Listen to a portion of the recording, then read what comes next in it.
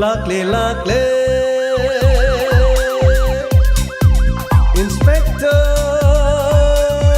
Tayai Tayai Tayai Ahan mamagtada Diamond Radio Channel gi Late Night Story tabiri bisingu James Hagurjamna taramlok chobagulona nei koknona khurumjari ngasi puduna laksari Diamond Radio Channel gi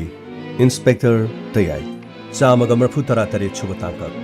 Sandok chariba thoromasi wakhalna sagatchaba wari Hauzik hingliba amadi leikidraba kanagumba amataga mari lenizadi masida lakpa wakar aikoina lawjaba ngamjaro Tayai aigi thongna de loina hankre Tayai ni ngonde gi lapthok khiba dudagi aigi thongna pun mang loina hankre aibu mina su yamno usittaba aibu hektaba asuk usittana Tayai ai mai thi ai thabaktagi potharage Tayai aigi thabaktagi Tayai ni hena luye thabakti tawdrabasu yai ai Tayai ga kaina bangamoye Tayai Tampha aina nongondagi lapthokiba leiti nangdi aigi senior ni nangi order do aidi ngai kiba kaktani aina tokibadasu aigi duty ni nangna tobadasu Nangki duty. Karisu leitaba mi adubu nangna phaba ngamdriba. Aduga thabak to ani gan. Aise nangi Tayai. Inspector Tayai. Aina mikup amada mahakpu phagan. Nangi nakhong adu pairaga matungda amuk khana tawjarur haiduna. Aina hainga. Ai tumina leiba nathi. Ai Mahak kanano haiba ina muna khang masida aigi police personnel sing sijanaduna aina mi adu soidana phagani nangoda aina utkani Tayai asumna inspector Tayai amadi DSP Tampha police station adudala Ramai sir Santosh law Phani sir kamai tore nangi report ka kele sir Mahaki mamanaba punamaki number loina leri akomada mana sijanariba asengba number ado madugi number su khangni aduga sir mahaki mayum su khangle sir ayamana madam Tampana su hariba missing si unaduna leram haibadi sir mahaki mayamba auto thoba male madu su madam Tampana su already hana una leram akono wari sana jabada su mahaki manau pasi khara wakhana ma tawba aduga suningdaba Hudun hurabadi lay mahugani aduga thawdok wathok macha macha da dum chena boramal mahana yumda leitrabadi lekai gi mi mayam gi complain yum adu da lai hai mayamna mahakpu imung asida mi oine di masing thadrabajani chumete aina thigatpada su asumna hari aduga mahaki mamana basing do mahaka loinaba mi sing makhoi gi tabada haribo wafumse mahak sik wakhalama tawba mi mani haiduna yamalo hai Tampha Mahang na khoidagi hena kok leba nateda mana tawribidaw ngoksin nariban chai charaga dum phagadaban asiguma mioi kya leiribani masana khanba khaktana chumani khanba aduga mina tawriba thabak sing adudana singthadaba masiguma mi makhalse chatna nahariba makhalama Santosh magi hojiki latest update oiba mahaki location de sir mahaki phone se yama matamda switch off tawduna yamalei aduga sir switch off tawkragadi Madam Tampha call tawrugliba number sisu yamna toina sili sir number si on tawduna thamlabadi location khangani aduga number season nakibana amu hana season narabasu madu mahaki leifam khangkini haibasi mahak khang masi yamna singna ngawa haibadani adu jik smai tawsi mahaki mayumadu du chalaga mayamado aiga mutonguna mayamadu gadi maga soidana paw phone pamthoi sir Mayamaduna haibadadi maga thoina paw phonadre aduga yumda sumadi masing oina thadre haibo famsi Santosh mina haibo wa khudimak koina hekta chumna lobo fa mayamana hairido manau nu pabu hek pahaning ba police ki khutta tahaning ba haibadudi phana oiramo sir masigi maram di sir masigi maram haibo Santosh imung aduda manau nu pa aduna thabak sudana mayamba aduna suraga imung aduda hingli haibo wafam ama leibanina manau nupa du sudrabasu mayamana yarido mayam aduna manau nupa nungsibagi khudam ꯑꯗꯨꯔꯕꯗꯤ ꯄꯨꯂꯤꯁꯀꯤ ꯈꯨꯠꯇ ꯃꯅꯥꯎ ꯅꯨꯄꯥꯕꯨ ꯇꯥꯍꯟꯕ ꯍꯥꯏꯕꯁꯤ ꯃꯌꯥꯝꯕꯅ ꯁꯨꯡꯄꯥꯝ ꯄꯥꯝꯂꯝꯃꯣꯏ꯫ ꯀꯔꯤꯒꯤꯗꯃꯛꯇ ꯃꯌꯥꯝꯕꯅ ꯃꯅꯥꯎ ꯅꯨꯄꯥꯗꯨꯒꯤ ꯐꯤꯚꯝ ꯈꯪꯂꯣꯏꯗꯣꯔꯤꯕꯅꯣ? ꯇꯁꯦꯡꯅꯃꯛ ꯃꯅꯥꯎ ꯅꯨꯄꯥꯗꯨ ꯃꯤ ꯍꯥꯠꯂꯨꯕꯗꯤ ꯅꯠꯇꯦ꯫ ꯃꯤ ꯍꯥꯠꯂꯨꯗꯨꯅ ꯅꯠꯇ꯭ꯔꯒ ꯃꯍꯥꯛ ꯃꯐꯝ ꯑꯗꯨꯗ ꯂꯩꯕ ꯃꯇꯝꯗ ꯃꯍꯥꯛꯀꯤ ꯄꯨꯟꯁꯤ ꯃꯥꯡꯂꯒꯅꯤ ꯍꯥꯏꯕ ꯑꯣꯏꯔꯕꯗꯤ ꯃꯅꯥꯎ ꯅꯨꯄꯥꯗꯨ ꯂꯣꯠꯁꯤꯟꯕꯁꯨ ꯌꯥꯏꯅ꯫ ꯃꯅꯥꯎ ꯅꯨꯄꯥꯗꯣ ꯃꯍꯥꯛꯅ ꯈꯪꯅ ꯈꯪꯅ ꯂꯣꯠꯁꯤꯜꯂꯤꯕꯒꯤ ꯃꯔꯝ ꯑꯃ ꯁꯣꯏꯗꯅ ꯂꯩꯐꯝ ꯊꯣꯛꯏ꯫ ꯀꯃꯣꯟ ꯆꯠꯁꯤ ꯂꯥꯛꯑꯣ꯫ ꯀꯃꯥꯏ ꯁꯔ ꯒꯥꯔꯤ ꯊꯧꯗꯣꯛꯅꯕꯗꯣ ꯐꯒꯅꯤ ꯁꯔ꯫ ꯊꯤꯌꯥꯏ ꯃꯍꯥꯛ ꯑꯊꯨꯕ ꯃꯇꯝꯗ ꯑꯃꯨꯛꯇ ꯐꯥꯕꯤꯌꯨ꯫ ꯑꯩꯒꯤ ꯄꯨꯛꯅꯤꯡ ꯑꯁꯤ ꯂꯩꯇꯥꯕ ꯉꯝꯗ꯭ꯔꯦ꯫ ꯃꯁꯤꯅ ꯃꯔꯝ ꯑꯣꯏꯔꯒ ꯑꯩꯁꯨ ꯇꯧꯐꯝ ꯈꯪꯗꯗꯅ ꯑꯩꯅ ꯔꯥꯍꯨꯜꯗ ꯑꯩꯅ ꯈꯔ ꯇꯥꯊꯤ ꯇꯥꯑꯣꯏꯅ ꯇꯧꯈ꯭ꯔꯦ ꯇꯦ꯫ ꯃꯁꯤꯒꯤꯗꯃꯛꯇ ꯉꯥꯛꯄꯤꯌꯨꯀꯣ ꯇꯦ꯫ ꯇꯝꯐꯥ ꯃꯗꯨꯒꯤ ꯋꯥꯐꯝꯗꯨ ꯂꯣꯏꯔꯦ꯫ ꯍꯧꯖꯤꯛ ꯈꯥꯒꯦꯝꯕ ꯃꯍꯥꯛꯅ ꯑꯩꯈꯣꯏ ꯈꯨꯠꯇꯒꯤ ꯀꯌꯥꯝ ꯀꯨꯏꯅ ꯂꯣꯠꯇꯨꯅ ꯂꯩꯒꯅꯤ? ꯌꯦꯡꯉꯨ ꯑꯩ ꯇꯧꯒꯦ꯫ ꯔꯥꯍꯨꯜ ꯅꯪ ꯑꯩꯕꯨ ꯋꯥꯔꯧꯔꯤꯕ꯭ꯔꯥ? ꯃꯦꯗꯥꯝ ꯑꯩꯗꯤ ꯀꯔꯤꯒꯤ ꯃꯦꯗꯥꯝꯅ ꯋꯥꯔꯧꯖꯒꯗꯣꯏꯅꯣ? ꯃꯦꯗꯥꯝꯅ ꯂꯦꯞꯂꯤꯕ ꯈꯣꯡꯐꯝ ꯑꯗꯨꯗ ꯑꯩꯅ ꯂꯦꯞꯂꯝꯂꯕꯁꯨ ꯃꯦꯗꯥꯝ ꯑꯩꯁꯨ ꯁꯣꯏꯗꯅ ꯋꯥꯔꯧꯔꯝꯒꯅꯤ꯫ ꯑꯗꯨꯕꯨ ꯃꯦꯗꯥꯝ ꯍꯧꯖꯤꯛꯇꯤ ꯃꯍꯥꯛꯅ ꯑꯩꯈꯣꯏꯒꯤ ꯈꯨꯠꯇꯒꯤ ꯀꯌꯥꯝ ꯀꯨꯏꯅ ꯂꯣꯠꯀꯅꯤ? ꯃꯍꯥꯛ ꯁꯣꯏꯗꯅ ꯑꯩꯈꯣꯏꯒꯤ ꯈꯨꯠꯇ ꯇꯥꯔꯒꯗꯧꯅꯤ ꯃꯦꯗꯥꯝ꯫ ꯃꯦꯗꯥꯝ ꯑꯁꯦꯡꯕꯅꯤ ꯃꯦꯗꯥꯝ꯫ ꯃꯦꯗꯥꯝꯗꯤ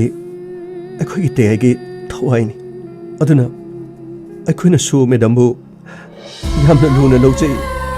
ꯑꯩꯒ ꯍꯦꯛ ꯄꯣꯛꯃꯤꯟꯅꯕ ꯑꯩꯒꯤ ꯏꯆꯦ ꯑꯃꯒ ꯑꯗꯨꯒ ꯑꯩꯕꯨ ꯍꯦꯛ ꯄꯣꯛꯃꯤꯟꯅꯕ ꯅꯨꯄꯥ ꯑꯃꯅꯤ ꯍꯥꯏꯅ ꯈꯟꯕꯤꯌꯨ ꯃꯦꯗꯥꯝ꯫ ꯔꯥꯍꯨꯜ ꯑꯩ ꯅꯉꯣꯟꯗ ꯌꯥꯝꯅ ꯂꯥꯟꯈ꯭ꯔꯦ꯫ ꯅꯪꯅ ꯈꯜꯂꯤꯕꯗꯨꯒ ꯑꯩꯁꯨ ꯑꯁꯥꯎꯕ ꯐꯥꯊꯕ ꯉꯝꯍꯧꯗ꯭ꯔꯦ꯫ Madam it's okay madam. ꯃꯁꯤ ꯀꯩꯁꯨ ꯅꯠꯇꯤꯌꯦ ꯃꯦꯗꯥꯝ꯫ ꯐꯔꯦ ꯐꯔꯦ ꯔꯥꯍꯨꯜ ꯍꯧꯖꯤꯛꯇꯤ ꯑꯩꯈꯣꯏ ꯃꯌꯥꯝꯕꯗꯨꯒꯤ ꯌꯨꯝꯗ ꯆꯠꯅꯕ ꯇꯧꯁꯤ꯫ ꯔꯥꯃꯩ ꯁꯔ ꯒꯥꯔꯤ ꯂꯩꯖꯔꯦ ꯁꯔ꯫ ꯂꯥꯛꯑꯣ ꯆꯠꯁꯤ ꯂꯥꯛꯑꯣ꯫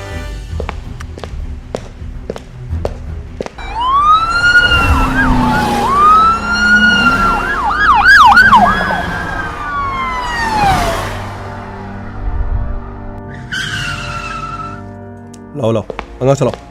ꯈꯔ ꯊꯨꯅ ꯆꯪꯁꯤꯜꯂꯣ꯫ ꯑꯗꯨꯒ ꯀꯔꯤꯒꯨꯝꯕ ꯃꯌꯨꯝꯗꯒ ꯂꯩꯔꯝꯂꯕꯗꯤꯅꯦ ꯃꯅꯤꯡ ꯊꯣꯡꯗ ꯐꯥꯎꯗꯨꯅ ꯆꯠꯈꯤꯅꯤ꯫ ꯑꯗꯨꯒ ꯅꯈꯣꯏ ꯃꯅꯤꯡꯂꯣꯝꯗ ꯈꯔ ꯆꯠꯂꯣ꯫ ꯐꯒꯅꯤ ꯁꯔ꯫ ꯃꯤ ꯂꯩꯕ꯭ꯔꯣ? ꯌꯨꯝꯁꯤꯕꯨ ꯃꯤ ꯂꯩꯕ꯭ꯔꯣ? ꯁꯔ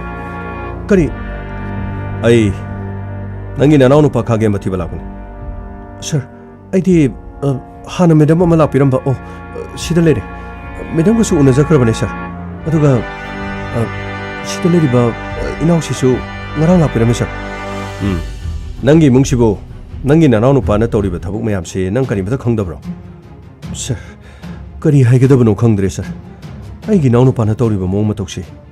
ꯑꯩꯁꯨ ꯌꯥꯝꯅ ꯏꯀꯥꯏꯖꯕ ꯐꯥꯎꯏ꯫ ꯑꯗꯨꯒ ꯑꯣꯐꯤꯁꯔ ꯑꯃꯗꯕꯨ ꯑꯁꯨꯝꯅ ꯃꯍꯥꯛꯅ ꯊꯧꯑꯣꯏ ꯎꯁꯤꯠꯇꯅ ꯁꯔ ꯑꯩ ꯃꯍꯥꯛ ꯂꯥꯛꯂꯕꯗꯤ ꯑꯩ ꯃꯍꯥꯛꯄꯨ ꯁꯣꯏꯗꯅ ꯋꯥꯔꯛꯆꯒꯦ ꯁꯔ꯫ ꯀꯩꯅꯣ ꯍꯥꯏꯁꯤꯕꯣ? ꯑꯁꯨꯛ ꯆꯥꯎꯕ ꯊꯕꯛ ꯑꯃ ꯇꯧꯔꯒ ꯅꯍꯥꯛꯅ ꯍꯦꯛꯇ ꯋꯥꯔꯛꯑꯒ ꯊꯕꯛꯁꯦ ꯂꯣꯏꯁꯤꯟꯅꯕ ꯌꯥꯅꯤ ꯁꯤꯔꯣ? ꯁꯔ ꯑꯗꯨꯒꯤ ꯅꯠꯇꯦ ꯁꯔ꯫ ꯃꯍꯥꯛ ꯂꯥꯛꯂꯕꯗꯤ ꯑꯩꯁꯨ ꯀꯔꯤꯅꯣ ꯈꯔ ꯉꯥꯡꯖꯒꯦ ꯍꯥꯏꯖꯕꯅꯤ ꯁꯔ꯫ ꯅꯍꯥꯛꯅ ꯉꯥꯡꯕꯅ ꯃꯍꯥꯛꯅ ꯂꯧꯔꯣꯏ꯫ ꯃꯔꯝꯗꯤ ꯑꯁꯨꯛ ꯀꯨꯏꯅ ꯌꯨꯝ ꯑꯁꯤꯗ ꯃꯍꯥꯛ ꯁꯨꯗ ꯅꯣꯝꯗꯗꯅ ꯌꯨꯝ ꯑꯁꯤ ꯊꯥꯗꯣꯛꯇꯨꯅ ꯂꯩꯔꯒ ꯅꯪꯅ ꯉꯥꯏꯍꯥꯛꯇꯪꯗ ꯃꯉꯣꯟꯗ ꯉꯥꯡꯉꯒ ꯉꯁꯤ ꯏꯌꯥꯝꯕꯅ ꯑꯩꯉꯣꯟꯗ ꯉꯥꯡꯂꯤꯕꯁꯦ ꯑꯩ ꯉꯁꯤꯗꯒꯤ ꯒ꯭ꯌꯥꯟ ꯇꯥꯔꯒꯦ ꯍꯥꯏꯕ ꯋꯥꯁꯦ ꯅꯪꯒꯤ ꯅꯅꯥꯎ ꯅꯨꯄꯥ ꯑꯗꯨꯅ ꯁꯨꯡꯂꯧ ꯂꯧꯔꯣꯏꯀꯣ꯫ ꯑꯗꯨꯅ ꯃꯥꯅ ꯇꯧꯔꯤꯕꯁꯤ ꯀ꯭ꯔꯥꯏꯝ ꯃꯈꯜ ꯑꯃꯅꯤ꯫ ꯑꯗꯨꯒ ꯈ꯭ꯋꯥꯏꯗꯒꯤ ꯐꯕꯗꯤ ꯑꯊꯨꯕ ꯃꯇꯝꯗ ꯃꯍꯥꯛꯅ ꯑꯩꯈꯣꯏꯗ ꯆꯪꯖꯕ ꯑꯗꯨꯒ ꯃꯍꯥꯛꯅ ꯂꯥꯜꯂꯦ ꯍꯥꯏꯖꯕ꯫ ꯃꯁꯤ ꯅꯠꯇꯗꯅ ꯃꯍꯥꯛꯅ ꯑꯅꯝ ꯀꯟꯕ ꯇꯥꯔꯒꯗꯤ ꯃꯗꯨꯒꯤ ꯃꯊꯛꯇ ꯇꯣꯉꯥꯟ ꯇꯣꯉꯥꯟꯕ IPCꯒꯤ ꯁꯦꯛꯁꯟ ꯂꯩ꯫ ꯑꯗꯨꯅ ꯃꯍꯥꯛꯄꯨ ꯐꯥꯒꯠꯂꯛꯄ ꯃꯇꯝꯗ ꯑꯗꯣꯝꯁꯨ ꯁꯣꯏꯗꯅ ꯌꯥꯎꯔꯛꯀꯅꯤ꯫ ꯁꯔ ꯑꯩꯗꯤ ꯀꯔꯤꯒꯤ ꯁꯔ? ꯃꯁꯤꯒꯤ ꯃꯔꯝ ꯍꯥꯏꯕꯕꯨ ꯅꯍꯥꯛꯀꯤ ꯅꯅꯥꯎ ꯅꯨꯄꯥꯒꯤ ꯂꯩꯐꯝ ꯅꯪꯅ ꯈꯪꯅ ꯑꯩꯈꯣꯏꯗ ꯍꯥꯏꯗꯤ꯫ ꯁꯔ ꯇꯁꯦꯡꯅꯃꯛ ꯃꯥꯒ ꯄꯥꯎ ꯐꯥꯎꯅꯖꯗꯕꯅꯤ ꯁꯔ꯫ ꯅꯆꯤꯟꯗꯨ ꯊꯤꯒꯅꯨꯅꯦ꯫ ꯌꯨꯝ ꯑꯁꯤꯗ ꯁꯨꯗ ꯅꯣꯝꯗꯗꯅ ꯅꯪꯅ ꯑꯣꯇꯣ ꯊꯧꯔꯒ ꯏꯃꯨꯡ ꯑꯁꯤꯗ ꯇꯥꯜꯂꯒ ꯊꯥꯛꯏꯕꯁꯤꯗ ꯅꯪꯒꯤ ꯅꯅꯥꯎ ꯅꯨꯄꯥꯅ ꯀꯔꯤꯃꯇ ꯁꯨꯗꯅ ꯏꯃꯨꯡ ꯑꯁꯤꯗ ꯂꯩꯔꯒꯕꯨ ꯅꯪꯅ ꯌꯥꯔꯤꯁꯤꯅꯗꯤ ꯅꯪꯒꯤ ꯅꯅꯥꯎ ꯅꯨꯄꯥꯗꯣ ꯅꯪ ꯅꯨꯡꯁꯤ ꯍꯥꯏꯕ ꯅꯠꯇ꯭ꯔꯣ? ꯁꯔ ꯏꯅꯥꯎ ꯅꯨꯄꯥꯅꯤꯅ ꯁꯔ ꯃꯇꯧ ꯀꯔꯝꯅꯗꯤ ꯅꯨꯡꯁꯤꯔꯣꯏ? ꯑꯗꯨꯅꯤ ꯃꯇꯧ ꯀꯔꯝꯅꯗꯤ ꯅꯨꯡꯁꯤꯔꯣꯏ? ꯅꯪꯅ ꯅꯨꯡꯁꯤꯕꯅꯤꯅ ꯅꯪ ꯅꯅꯥꯎ ꯅꯨꯄꯥꯒꯤ ꯂꯩꯐꯝꯗꯨ ꯅꯪꯅ ꯂꯣꯠꯁꯜꯂꯦ꯫ ꯁꯔ ꯑꯩꯅ ꯂꯣꯠꯁꯟꯖꯕꯗꯤ ꯀꯔꯤꯃꯇ ꯂꯩꯖꯗꯦ ꯁꯔ꯫ ꯑꯗꯨꯒ ꯑꯍꯥꯟꯕ ꯃꯐꯝ ꯑꯁꯤꯗ ꯂꯥꯛꯈꯤꯕ ꯃꯇꯝꯗ ꯋꯥꯍꯪ ꯄꯥꯎꯍꯪꯗꯨꯅ ꯑꯗꯣꯝꯗꯒꯤ ꯀꯔꯤꯒꯨꯝꯕ ꯏꯟꯐꯣꯔꯃꯦꯁꯟ ꯈꯔ ꯂꯧꯅꯕ ꯃꯇꯝꯗ mahak yum masiga mari lenadre aikoi di sikre haina khalabani asumna di haraga yum masida mahak ki ka leiriba ka sida mahak ki tongan ma photo theliba nanau nu pa du yum dagi tan thoi hadaine nanau nu pa na tobudu hak theng na support tawdrba su na koi na support tobu natro sir ai bulana lobi gano sir ai di suro nomaga chajabani hoini nangna suro nomaga chabadu di ai nangbu salute tawini adubu suro nomaga di chajaba nangna sadi lanjadaba adubu officer nupi amada mahakna kihan khanganduna aduga thawai usittadana number sinduna mahakna tawribagi mawong asidi ngaikhone masigi thabakse nangi imungda kanagumba amana nangi nacha leiribasing asina hayeng chawrokpa matamda tawrena khalasi nang nungaigadran amukta hayuni nang nungaigadro sir achumani sir mahak laklabadi sir ai soidana maki sir da phone tawjarakani madugi matam hele ngasi ma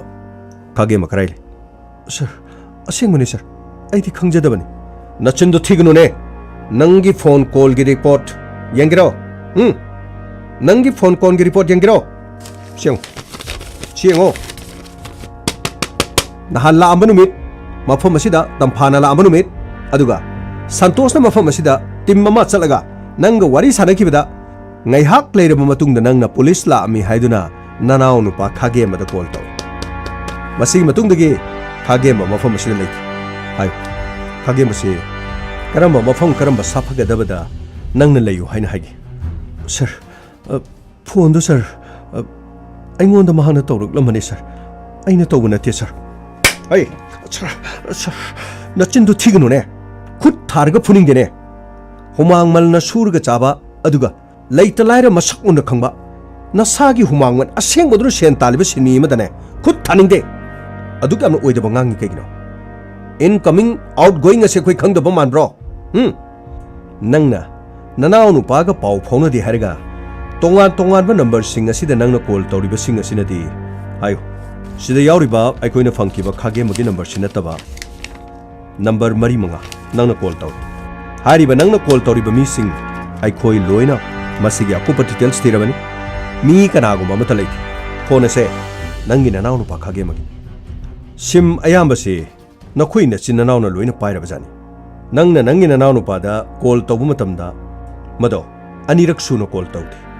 haibadi nangna call hek tawba loraga mado atopa number ama nanau nu pa na nangonda mo haiba madu nangna mo isinba aduga nangna tangai fadaba matamda nangi nanau nu pa da call tawba aduga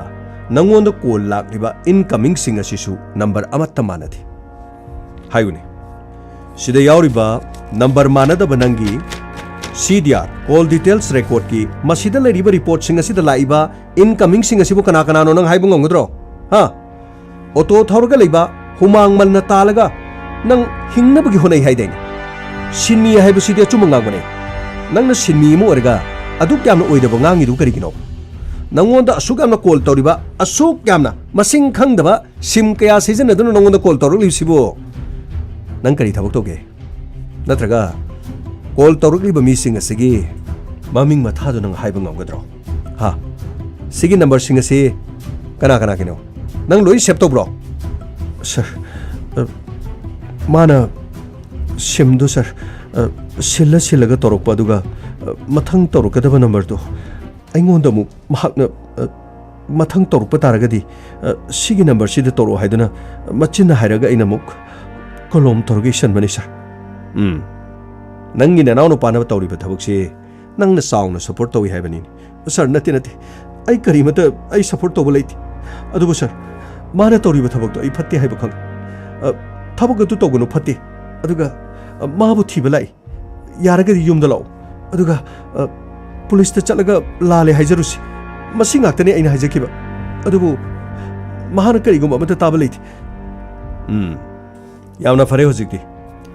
nangi nanau no pani kon piramba number do ai khoida piro sir akon magidi number pirakti sir nachan thibudo dum ngang hairo mana number piram dragadi yum masida mahak lakadaba leibro fareni yum masida lakadaba leibo ragana ai khoi mabu yum masida ngairaki aduga yum asida laktraba ꯀꯔꯤꯒꯨꯝꯕ ꯌꯨꯝ ꯑꯁꯤꯗ ꯂꯥꯛꯇ꯭ꯔꯕ ꯅꯪ ꯐꯥꯗꯨꯅ police ꯁ꯭ꯇꯦꯁꯟꯗ ꯄꯨꯈꯤꯕ ꯌꯥꯔꯦꯀꯣ? Sir,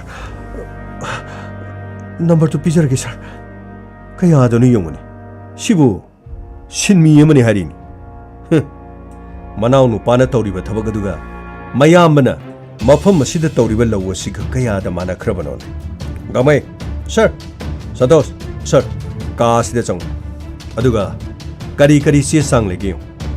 ꯀꯔꯝꯕ ꯁ꯭ꯀꯨꯜꯗꯒꯤ ꯍꯧꯔꯛꯏ, ꯀꯔꯝꯕ ꯀꯣꯂꯦꯖꯇꯒꯤ ꯍꯧꯔꯛꯏ, ꯑꯗꯨꯒ ꯂꯥꯏꯔꯤꯛ ꯇꯝꯕ꯭ꯔꯥ ꯇꯝꯗꯕ꯭ꯔꯥ, ꯃꯍꯥꯛꯀꯤ ꯁꯔꯇꯤꯐꯤꯀꯦꯠꯁꯤꯡ ꯂꯣꯏꯅ ꯌꯦꯡꯉꯨ. ꯑꯗꯨꯒ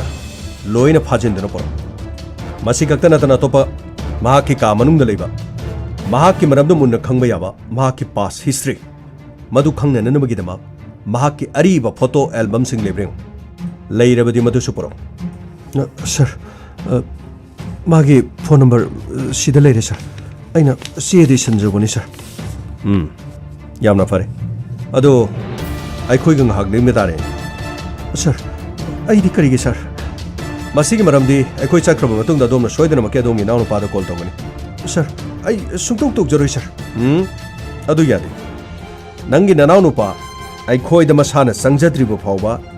ꯃꯌꯥꯝꯕ ꯑꯣꯏꯔꯤꯕ ꯑꯗꯣꯝ ꯑꯩꯈꯣꯏꯒꯤ ꯀꯁꯇꯗꯤꯗ ꯂꯩꯕ ꯇꯥꯏ. ꯁꯔ, ꯑꯩꯗꯤ ꯀꯔꯤꯒꯤꯅꯣ ꯁꯔ? ꯑꯩꯅ ꯍꯥꯏꯔꯤꯕꯁꯤ ꯇꯥꯕꯤꯌꯨꯅꯦ. ꯀꯁꯇꯗꯤꯗ ꯑꯗꯣꯝꯕు ꯐꯨ ꯆꯩꯗꯨꯅ ꯑꯩꯈꯣꯏꯅ ꯇꯧꯒꯗꯕ ꯂꯩꯇꯦ. ꯑꯗꯨꯕꯨ ꯄꯨꯂꯤꯁꯅ ꯃꯌꯥꯝꯕ ꯐꯥꯗꯨꯅ ꯄꯨꯈ꯭ꯔꯦ ꯍꯥꯏꯔꯕꯗꯤ ꯃꯍꯥꯛꯀꯤ ꯊꯃꯣꯏꯗ ꯀꯔꯤꯒꯨꯝꯕ ꯏꯊꯤꯜ ꯑꯃꯗꯤ ꯁꯣꯏꯗꯅ ꯄꯤꯒꯅꯤ. ꯃꯗꯨꯒꯤ ꯏꯊꯤꯜ ꯑꯗꯨꯅ ꯃꯍꯥꯛꯅ ꯄꯥꯡꯊꯣꯛꯀꯦ ꯈꯟꯕ ꯊꯕꯛ ꯈꯨꯗꯤꯡꯃꯛꯇ ꯁꯣꯏꯗꯅꯃꯛꯀꯤ ꯃꯍꯥꯛꯀꯤ ꯊꯃꯣꯏ ꯑꯁꯣꯟꯕ ꯍꯥꯏꯕꯗꯣ ꯃꯌꯥꯝꯕꯕꯨ ꯅꯨꯡꯁꯤꯕ ꯑꯣꯏꯔꯕꯗꯤ ꯁꯣꯏꯗꯅ ꯊꯣꯔꯛꯀꯅꯤ. ꯃꯁꯤꯒꯤ ꯃꯇꯨꯡꯗ ꯑꯃꯨꯛ ꯑꯗꯣꯝꯒꯤ ꯅꯨꯄꯤ ꯑꯃꯗꯤ ꯑꯗꯣꯝꯒꯤ ꯏꯆꯥꯁꯤꯡ ꯑꯩꯈꯣꯏꯅ ꯑꯃꯨꯛ ꯐꯥꯖꯤꯟꯒꯅꯤ. ꯁꯔ, ꯅꯨꯄꯤ ꯑꯉꯥꯡꯁꯤꯡꯗꯤ ꯁꯔ, ꯃꯗꯨꯗꯤ ꯀꯔꯤꯒꯤ ꯁꯔ? ꯃꯁꯦ ꯇꯧꯗꯕ ꯌꯥꯗꯕꯅꯤ. ꯑꯗꯨꯒ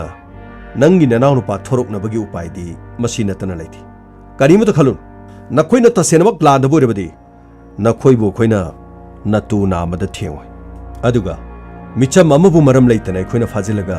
ꯇꯣꯔꯆꯔ ꯇꯧꯕ ꯑꯗꯨꯒꯨꯝꯕ ꯄꯨꯂꯤꯁ ꯑꯣꯐꯤꯁꯔꯗꯣ ꯑꯩꯗꯤ ꯅꯠꯇꯦ. ꯑꯩꯅ ꯊꯥꯡꯖꯤꯜꯂꯤꯕ ꯈꯣꯡꯊꯥꯡ ꯑꯁꯤꯗꯤ ꯅꯪꯒꯤ ꯅꯅꯥꯎꯅꯨꯄꯥ ꯑꯗꯨꯅ ꯂꯣꯠꯇꯨꯅ ꯂꯩꯔꯕꯅꯤꯅ ꯃꯗꯨ ꯊꯣꯔꯛꯅꯅꯕꯒꯤꯗꯃꯛ ꯑꯔꯣꯏꯕ ꯎꯄꯥꯏ. ꯀꯔꯤꯝꯇ ꯈꯟꯒꯅꯨ. ꯍꯧꯖꯤꯛꯃꯛꯀꯤꯗꯤ ꯅꯪꯅ ꯑꯩꯈꯣꯏꯗ ꯈꯪꯕ ꯂꯩꯔꯒꯁꯨ ꯑꯁꯦꯡꯕꯁꯤꯡꯗꯣ ꯁꯠ ꯁꯠ ꯍꯥꯏꯗꯣꯛꯎ. ꯍꯧꯖꯤꯛꯀꯤꯗꯤ ꯅꯪꯒ ꯑꯩꯈꯣꯏ ꯈꯛꯇꯅꯤ ꯆꯠꯀꯗꯧꯔꯤꯕꯁꯤ. ꯑꯗꯨꯒ ꯅꯪꯒꯤ ꯅꯨꯄꯤ ꯑꯉꯥꯡꯗꯤ ꯌꯨꯝ ꯑꯁꯤꯗ ꯂꯩꯍꯧꯔꯁꯤ. ꯆꯠꯅꯕ ꯇꯧꯁꯤ. ꯁꯔ, ꯌꯥꯔꯒꯗꯤ ꯁꯔ, ꯑꯩꯕꯨ ꯊꯝꯕꯤꯔꯝꯃꯨ ꯁꯔ. ꯑꯗꯨ ꯑꯣꯏꯔꯒꯅ ꯅꯅꯥꯎ ꯅꯨꯄꯥꯒꯤ ꯂꯩꯐꯝꯗꯣ ꯍꯥꯏꯔꯣꯗꯅ. ꯃꯍꯥꯛꯅ ꯀꯔꯤ ꯀꯔꯤ ꯍꯥꯏꯅꯕ, ꯀꯔꯤꯒꯤꯗꯃꯛꯇ ꯇꯧꯕ, ꯊꯕꯛ ꯑꯁꯤ ꯃꯍꯥꯛꯅ ꯀꯔꯤ ꯄꯥꯟꯗꯝꯒꯤꯗꯃꯛ, ꯀꯔꯤ ꯑꯅꯤꯡꯕꯒꯤꯗꯃꯛ ꯇꯧꯕ꯭ꯔꯥ ꯍꯥꯏꯕꯗꯨꯗꯤ ꯅꯪꯅ ꯀꯣꯛ ꯍꯥꯏꯔꯣꯗꯅ.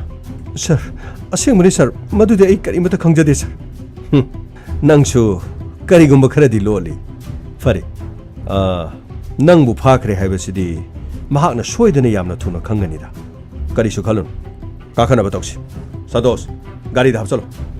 ꯐꯅꯤ ꯁꯔ. ꯐꯅꯤ ꯁꯔ. ꯌꯥꯝꯕ, ꯒꯥꯔꯤꯗ ꯀꯥꯈꯠꯅꯕ ꯇꯧꯁꯤ. ꯁꯔ, ꯌꯥꯔꯒꯗꯤ ꯁꯔ, ꯑꯩꯕꯨ ꯌꯥꯔꯦ. ꯀꯩꯗꯧꯕꯒꯦ? ꯀꯔꯤꯃꯠꯇ ꯑꯗꯣꯝꯗ ꯐꯨ ꯆꯩꯕ ꯇꯧꯒꯗꯕ ꯂꯩꯇꯦ. ꯑꯃꯨꯛꯇ ꯀꯥꯈꯠꯄꯤꯌꯨ.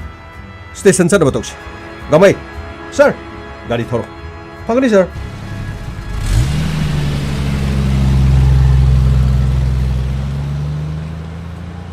ꯒꯥꯡꯃꯩ, ꯁꯔ, ꯒꯥꯔꯤ ꯑꯃꯨꯛꯇ ꯈꯥꯝꯃꯨ. ꯁꯔ, ꯀꯔꯤ ꯇꯧꯕ ꯌꯥꯎꯔꯦ ꯁꯔ? ꯈꯥꯝꯃꯨꯅꯦ, ꯑꯩꯅ ꯒꯥꯔꯤ ꯈꯥꯝꯃꯨ ꯍꯥꯏꯔꯗꯤ. ꯒꯥꯡꯃꯩ, ꯐꯒꯅꯤ ꯁꯔ.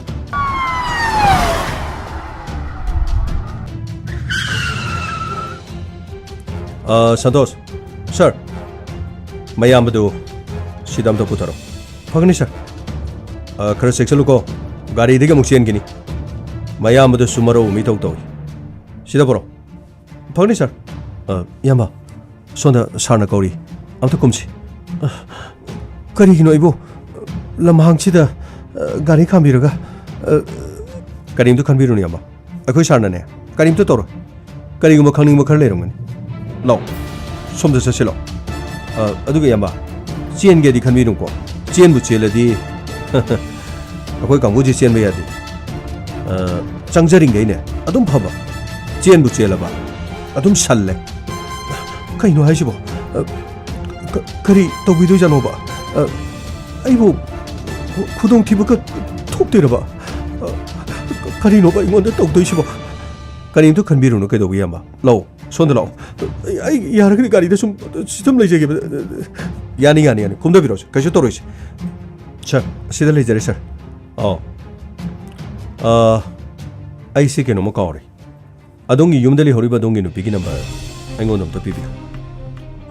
ꯁꯔ ꯃꯥꯗꯤ ꯐꯣꯟꯒ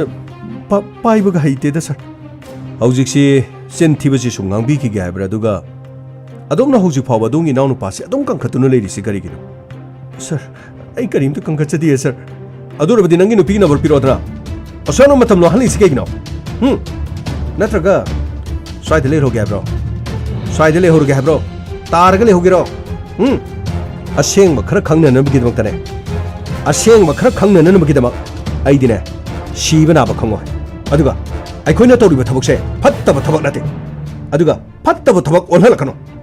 ꯐꯠꯇꯕꯁꯤꯡꯗꯣ ꯁꯦꯡꯇꯣꯛꯃꯤꯟꯅꯁꯦ ꯍꯥꯏꯕꯅꯤ ꯑꯩꯈꯣꯏꯒꯤ ꯃꯇꯦꯡ ꯄꯥꯡꯉꯣ ꯑꯩꯈꯣꯏꯗ ꯀooperation ꯄꯤꯌꯣ ꯃꯗꯨ ꯅꯠꯇꯕ ꯇꯥꯔꯕꯗꯤ ꯅꯪꯁꯨ ꯑꯋꯥꯐꯝꯗ ꯁꯣꯏꯗꯅ ꯇꯥꯒꯅꯤ ꯀꯗꯥꯏ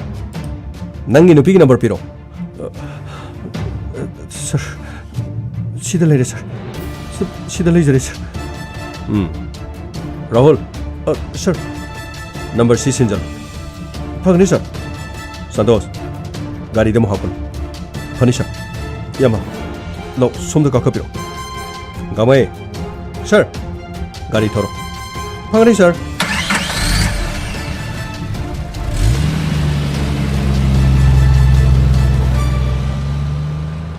ꯑꯁꯨꯝꯅ ꯏꯟꯁꯄꯦꯛꯇꯔ ꯇꯌꯦ ꯑꯃꯗꯤ ꯃꯍꯥꯛꯀꯤ ꯇꯤꯝ ꯑꯗꯨ ꯄꯨꯂꯤꯁ ꯁ꯭ꯇꯦꯁꯟ ꯑꯗꯨꯗ ꯂꯥꯛꯈꯤ ꯑꯃꯗꯤ ꯈꯥꯒꯦꯝꯕꯒꯤ ꯃꯌꯥꯝꯕ ꯐꯥꯗꯨꯅ ꯄꯨꯔꯛꯄ ꯑꯗꯨ ꯃꯍꯥꯛ ꯅꯤꯡꯊꯤꯖꯅ ꯂꯣꯛꯑꯞꯇ ꯊꯝꯂꯝꯃꯤ ꯃꯁꯤꯒꯤ ꯃꯇꯨꯡꯗ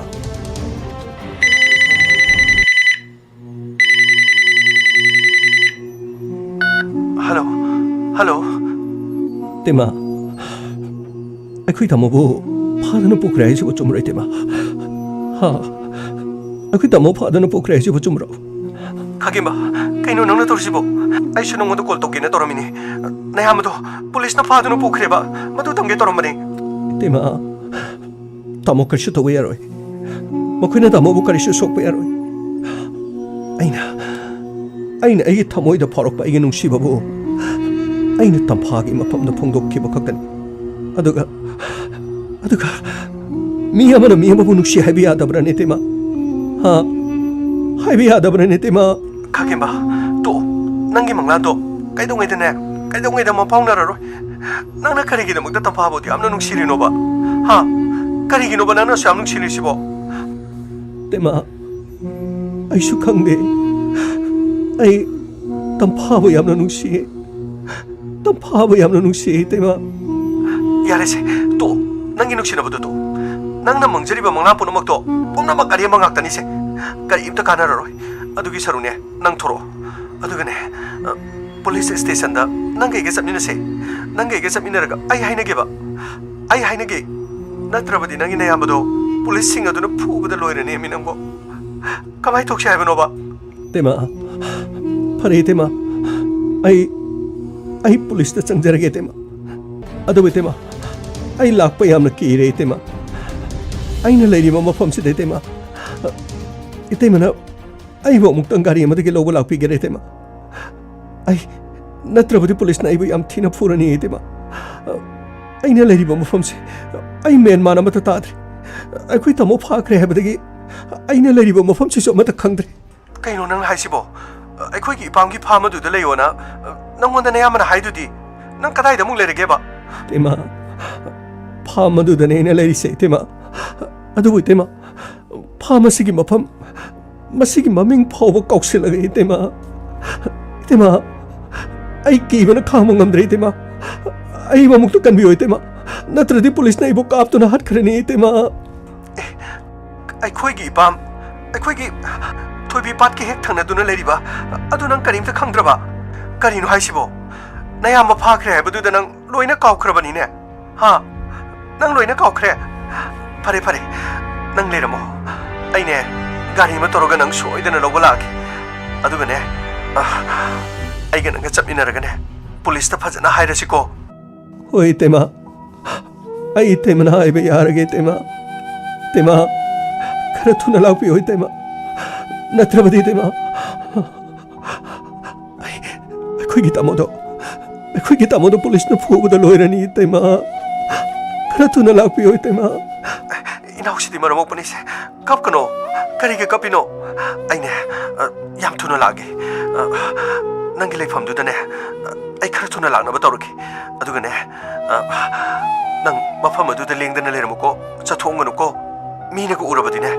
ꯄꯨꯂꯤꯁꯅ ꯈꯪꯈ꯭ꯔꯕꯗꯤ ꯅꯪꯕꯨ ꯐꯥꯈꯤꯅꯦꯕ ꯅꯪ ꯈꯜꯂꯣꯏ ꯅꯪꯅꯦ ꯃꯐꯝ ꯑꯗꯨꯗꯒꯤ ꯄꯨꯂꯤꯁꯅꯒ ꯐꯥꯔꯗꯤ ꯅꯪ ꯍꯤꯡꯕꯒꯤ ꯋꯥ ꯂꯩꯇꯦ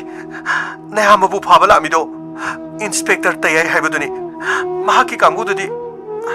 ꯑꯔꯥꯟꯕ ꯃꯤꯁꯤꯡꯁꯦ ꯂꯥꯟꯕꯨ ꯂꯥꯜꯂꯗꯤ ꯍꯤꯡꯕꯒꯤ ꯋꯥ ꯂꯩꯇ꯭ꯔꯦ ꯍꯥꯏꯅꯔꯤꯕꯗꯨꯅꯤ ꯇꯩꯃ ꯑꯩ ꯌꯥꯝ ꯀꯤꯔꯦ ꯍꯥꯟꯅꯗꯤ ꯇꯝꯐꯥ ꯈꯛꯇꯪ ꯑꯣꯏꯔꯝꯕꯗꯨꯗ ꯀꯤꯗꯕꯅꯦ ꯇꯩꯃ इंस्पेक्टर तया यौरपदो अदुदगिने इने कीरिसे इतेमा खरा थुना लाक्पिरो इतेमा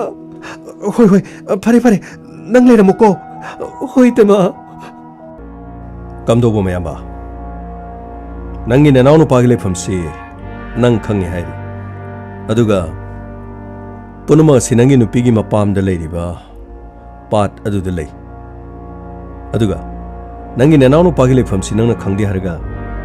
नंगी नुपीना खंगिसे कमाय तोरबा सर सर आई इनाव नुपाबु कनिंगबदगी सर करिगी कनिंगबा नंगी ननाव नुपाना तोरिबा थबुकसि नंग खंग्रो हा नहाना लोबी आब केस असिदा नंगना मतम चंगहनदना नैरगा थमीबनी आई वाहाइगे करिगुम केस अमदा पुलिस बु उलै पारै तौदुना नमथाक तौबगिदमा तोंगानबा आईपीसी गी सेक्शन ले अदुगा अखोइना तौबु ngamdaba थबक लेते हाबसे नंगनकसु खंग नंगना हाइदोक्त्रबसु नंगी नुपीदा हौजिक हौजिक अखोइगी पुलिस पर्सनल राहुलना ननाव नुपागी खोंजेन सादुना फोन तौरिबदु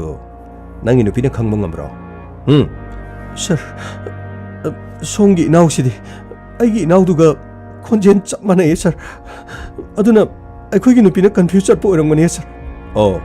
खोंजेन जे चप मानना कॉल तौरमद्रदि नंगी नुपीना सेंगबा हाइदुरोय नत्रा अदुगा नंगी ननाव नुपादसु पुलिस लाक्तुना अदुगा मयाम फाखरे हाइदुना कॉल तौननबसु तौरम अदुबु इंस्पेक्टर तयागी खुतगी नखोइना मतो क्रमना नाथोकनी ननाव नुपाबु कंखटपगिदमक अमदि थौदोक असिदा लोक्तुनबा यावबगिदमक नंगसु चेराक फंगलोदबगी मरम लेते सर आइबु ngappiyo सर आई सिदगी करीमतो लोचररोय सर संतोष सर लोकम अनुंग मयाम से अमुक पुसलो मखा अखोइगी मिशन गी खोंगथांग अममुक थांगना बतौस फनी सर राजेन सर मनुंगदम द चंग फनी सर मैडम थपा मनुंगदम त लिक्सम बिर होइते अस करिनो खांगदेदा ज्ञान तादेदा मसिगी मोंगसिदि पूरा फिल्म की टाइप निको अमाना अमुक करिनो राहुल की मखोन अमुक साय अमाना अमुक अस राहुल ना अमुक अमदुगी मखोन अमुक साय अनि इसकी मनुंग करमबना नकलीनो करमबना असलीनो हाइदु खंगमो ngamdreda अस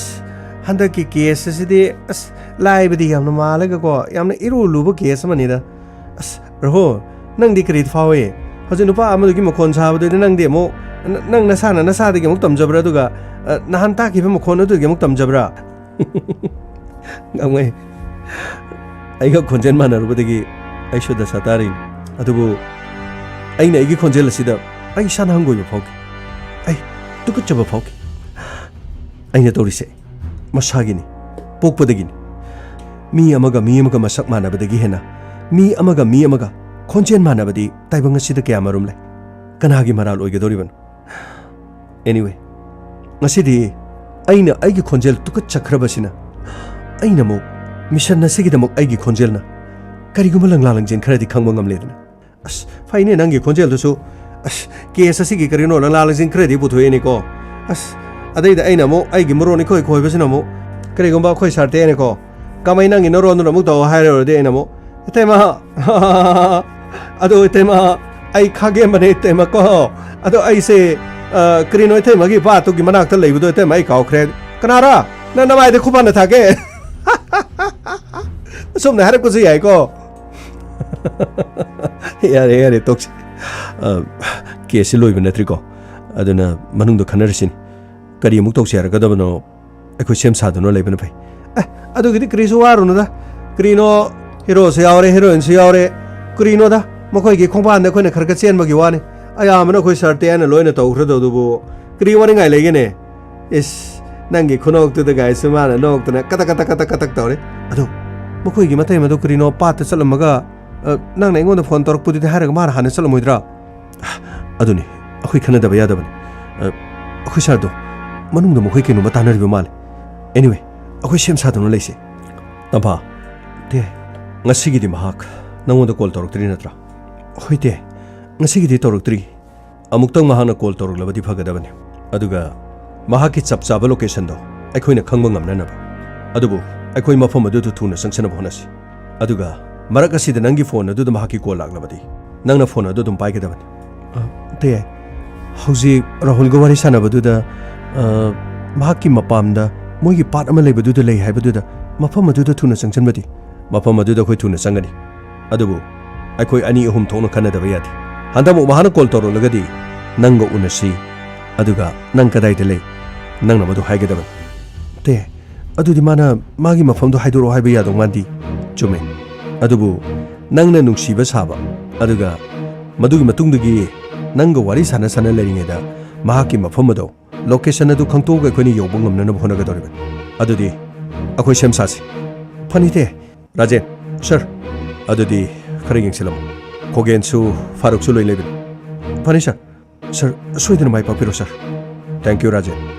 soidina mabunga sidi aina mafam sida porakani panisha sados sir mayamadu lokapta ge potoro aduga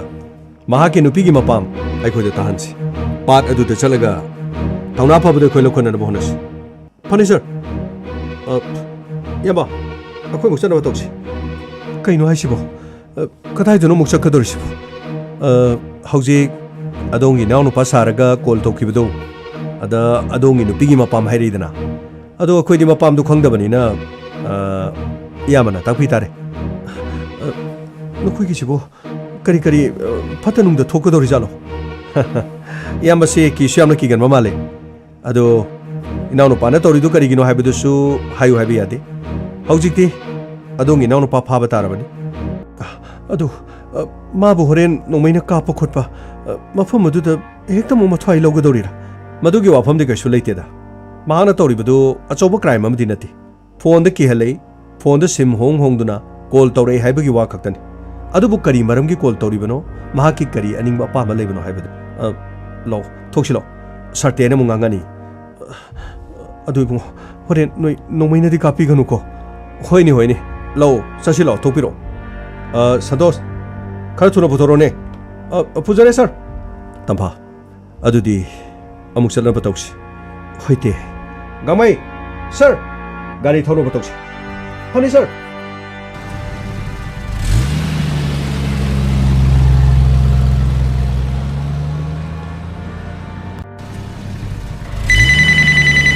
ते नंबर खंगदब म कॉल तौरे तंफा पाइकल हेलो हेलो मैडम तफा दे अमतुनी आइना नंगु नुसिजबा नंगना इबु करिमत खंगबिदरे नत्र वारी दम सासलो सासलो अदुगी महुता आइगी युमदा लाक्तुना आइगी मरमदा थिजलरबा अदुगा आइबु युम मदुदगी फाबा ngamद्रगा आइगी मुंग मनुंगदा मो अतोपा पुलिस अमुक थाजलकबा अदुबु मैडम तफा आइना नंगु नुसि हाइबसे नंगना करिगिदमक खंगबिदरेबनो हाइबियो करिगिदमक खंगबिदरेबनो कमो तुमिना कमो कैनोनी खागिम्बा आई नंगबु यामना उननिंगे हा आइबो मैडम तंफा नुपी मगे थमोइद फारोकपा असेंग नुसिबगी ममिदो मधु तारगा थमोइदगी थोरकपा नुसिबो हाइदुन हाइबियो अदोंगी नरोग लेबा अदुगा अदोमना आइबु उननिंगबगी नमादा आइबु खुदुम चन्ननबगी होनरिबदो आई खंगे नंगना खालिबदो आई मुन खंगे अदबो मैडम तंफा आइना नंगमु नुसि हाइबसिदि नंगना करिगुम मदा सीरियस ओइद्रि आइना नुसि हाइबबु नंगना इबु येंगनबसिबु मसिबु होंगनब्राने मैडम तंफा करिगिदमक्ता आइगी मरु मपा आइगी सागै नाथै आइबु फाबा ngamद्रगा मखोइदो ओलिबा करिगिदो हा ꯃꯈꯣꯏꯗꯨ ꯑꯣꯜꯂꯤꯕ ꯀꯔꯤꯒꯤꯅꯣ ꯅꯪꯅ ꯉꯝꯂꯕꯗꯤ ꯅꯪꯅ ꯑꯁꯦꯡꯕ ꯄꯨꯂꯤꯁ ꯗꯤꯄꯥꯔꯠꯃꯦꯟꯇ ꯊꯕꯛ ꯇꯧꯕꯤꯔꯕꯗꯤ ꯑꯩꯕꯨ ꯀꯔꯤꯒꯤꯗꯃꯛꯇ ꯐꯥꯕ ꯉꯝꯗ꯭ꯔꯤꯕꯅꯣ ꯑꯩꯕꯨ ꯐꯥꯕ ꯉꯝꯗ꯭ꯔꯒ ꯅꯪꯅ ꯄꯨꯂꯤꯁ ꯄ꯭ꯂꯦꯇꯣꯟ ꯀꯌా ꯈꯣꯝꯂꯒ ꯗꯤꯁꯇ꯭ꯔꯤꯛ ꯀꯌꯥꯗꯒꯤ ꯄꯨꯂꯤꯁ ꯈꯣꯝꯂꯒ ꯑꯩꯕꯨ ꯐꯥꯅꯕ ꯍꯣꯠꯅꯔꯤꯕ ꯀꯔꯤꯒꯤꯅꯣ ꯑꯩ ꯀ꯭ꯔꯤꯃꯤꯅꯦꯜ ꯑꯃ ꯅꯠꯇꯦ ꯅꯨꯡꯁꯤꯕꯕꯨ ꯀ꯭ꯔꯤꯃꯤꯅꯦꯜꯂꯣ ꯍꯥ ꯑꯩ ꯅꯪꯕꯨ ꯅꯨꯡꯁꯤꯌꯦ ꯅꯨꯡꯁꯤꯕꯕꯨ ꯀꯔꯤ ꯀꯥꯏꯕ ꯂꯩꯕꯒꯦ ꯃꯦꯗꯥꯝ ꯇꯝꯐꯥ ꯌꯥꯔꯦ ꯅꯪ ꯋꯥꯍꯩ ꯌꯥꯝꯅ ꯉꯥꯡꯉꯤ ꯑꯩ ꯍꯧꯖꯤꯛ ꯊꯕꯛ ꯑꯃ ꯆꯠꯂꯤꯕꯀꯣ ꯑꯗꯣ ꯑꯩ ꯅꯍꯥꯟꯒꯩꯗꯤ ꯅꯪꯕꯨ ꯂꯥꯟꯅ ꯂꯧꯔꯨꯔꯦ ꯍꯧꯖꯤꯛꯇꯤꯅꯦ ꯑꯩ ꯅꯪꯉꯣꯟꯗ ꯀꯔꯤꯃꯠꯇ ꯋꯥꯔꯧꯔꯔꯣꯏ ꯑꯗꯨ ꯅꯪꯅ ꯊꯥꯖꯗ꯭ꯔꯕꯅꯤꯅ ꯐꯔꯦꯅꯦ ꯅꯪꯒꯤ ꯂꯩꯐꯝꯗꯣ ꯑꯩ ꯍꯪꯉꯔꯣꯏꯒꯦꯕ ꯑꯩ ꯀꯗꯥꯏꯗ ꯂꯥꯛꯎꯒꯦ ꯅꯪꯅ ꯂꯥꯛꯑꯣ ꯍꯥꯏꯕ ꯃꯐꯝꯗꯨꯗ ꯑꯩ ꯏꯊꯟꯇ ꯑꯗꯨꯝ ꯂꯥꯛꯀꯦ ꯀꯅꯥꯃꯠꯇꯁꯨ ꯂꯣꯏꯅꯔꯣꯏꯌꯦ ꯅꯪꯗꯤ ꯌꯥꯝꯅ ꯈꯪꯗꯥꯏꯅꯦ ꯑꯩꯅ ꯅꯈꯣꯏꯗ ꯂꯥꯛꯄ ꯃꯇꯝꯗꯁꯨ ꯑꯩ ꯂꯥꯛꯑꯦ ꯍꯦꯛꯇ ꯈꯪꯉꯤ ꯑꯩꯅ ꯅꯃꯥꯟꯅꯕꯒꯤ ꯌꯨꯝꯗ ꯆꯠꯂꯕꯁꯨ ꯅꯪꯅ ꯍꯦꯛꯇ ꯈꯪꯉꯤ ꯑꯗꯨꯒ ꯅꯪꯒ ꯇꯤꯟꯅꯔꯝꯕ ꯃꯔꯨꯞ ꯃꯄꯥꯡ ꯈꯨꯗꯤꯡꯃꯛꯇ ꯑꯩꯅ ꯋꯥꯍꯪ ꯄꯥꯎꯍꯪꯕꯗꯁꯨꯅꯦ ꯅꯪꯗꯤ ꯏꯔꯥꯏ ꯂꯥꯏꯅ ꯍꯦꯛꯇ ꯈꯪꯉꯦꯕ ꯑꯗꯣ ꯀꯗꯥꯏꯗ ꯂꯥꯛꯎꯒꯦ ꯃꯦꯗꯥꯝ ꯇꯝꯐꯥ ꯌꯥꯏ ꯅꯪꯒꯤ ꯇꯥꯠꯇꯣ ꯑꯩ ꯌꯥꯏ ꯑꯩꯅ ꯌꯥꯏ ꯑꯗꯨꯕꯨ ꯇꯝꯐꯥ ꯑꯩꯅ ꯅꯪꯕꯨ ꯈꯪꯖꯔꯛꯄꯗꯤ ꯉꯁꯤ ꯈꯛꯇ ꯅꯠꯇꯦ ꯉꯔꯥꯡ ꯈꯛꯇ ꯅꯠꯇꯦ ꯑꯗꯨꯒ ꯅꯪꯅ DSP ꯑꯃ ꯑꯣꯏꯕꯒꯤꯗꯃꯛ ꯑꯩꯅ ꯅꯪꯕు ꯀꯂꯛꯄꯒꯤ ꯋꯥꯁꯨ ꯅꯠꯇꯦ ꯑꯩꯗꯤ ꯅꯪꯅ DSP ꯑꯣꯏꯗ꯭ꯔꯤꯉꯩꯒꯤ ꯃꯇꯝꯗꯒꯤ ꯑꯩꯅ ꯅꯪꯕꯨ ꯅꯨꯡꯁꯤꯗꯨꯅ ꯂꯥꯛꯈ꯭ꯔꯕꯅꯤ ꯐꯔꯦ ꯉꯁꯤꯒꯤꯗꯤ ꯑꯩ ꯊꯝꯃꯒꯦ ꯉꯁꯤ ꯅꯪꯅ ꯑꯩꯕꯨ ꯈꯖꯤꯛꯇꯪ ꯍꯔꯥꯎ ꯇꯔꯥꯝꯅ ꯇꯥꯠ ꯑꯣꯏꯔꯕꯁꯨ ꯇꯧꯁꯤꯟꯅꯕꯁꯦ ꯑꯩꯒꯤ ꯊꯃꯣꯏꯗ ꯅꯨꯡꯉꯥꯏꯕ ꯑꯃꯗꯤ ꯐꯥꯎꯏ ꯐꯔꯦ ꯑꯗꯨꯗꯤ ꯑꯩ ꯑꯃꯨꯛ ꯇꯧꯔꯛꯑꯒꯦꯀꯣ ꯅꯠꯇꯦ ꯈꯥꯒꯦꯝꯕ ꯉꯥꯏꯍꯥꯛꯇꯪ ꯄꯥꯏꯌꯣ ꯋꯥꯔꯤ ꯁꯥꯟꯅꯁꯦꯕ ꯂꯥꯟꯅ ꯈꯟꯒꯅꯣ ꯍꯧꯈꯤꯕꯅ ꯍꯧꯈ꯭ꯔꯦ ꯅꯪꯅ ꯅꯍꯥꯟ ꯃꯈꯩ ꯁꯨꯃꯥꯏꯅ ꯐꯣꯟ ꯇꯧꯗ꯭ꯔꯕꯁꯨ ꯑꯩꯒꯤ ꯅꯥꯛꯇ ꯂꯥꯛꯑꯒ ꯁꯤꯅꯤ ꯍꯥꯏꯗꯅ ꯁꯦꯡꯅ ꯑꯗꯨꯝ ꯍꯥꯏꯔꯒ ꯂꯣꯏꯔꯦ ꯑꯗꯨ ꯀꯔꯤꯒꯤꯅꯣꯕ ꯅꯪꯅ ꯑꯩꯉꯣꯟꯗ ꯇꯧꯔꯤꯕ ꯃꯑꯣꯡ ꯃꯇꯧꯗꯨꯕꯨ ꯑꯩꯗꯤ ꯏꯄꯥꯗ ꯄꯥꯈꯠꯂꯨꯔꯦ ꯑꯗꯣ ꯑꯩ ꯁꯨꯃꯥꯏꯅ ꯇꯧꯕꯅꯤ ꯍꯥꯏꯗꯅ ꯅꯪꯅ ꯀꯣꯛ ꯍꯥꯏꯔꯒ ꯂꯣꯏꯔꯕꯗꯨꯕꯨ ꯁꯦ ꯊꯝꯈꯤꯅꯣꯕ ꯉꯥꯏꯍꯥꯛꯇꯪ ꯋꯥꯔꯤ ꯁꯥꯟꯅꯁꯦꯕ ꯀꯔꯤ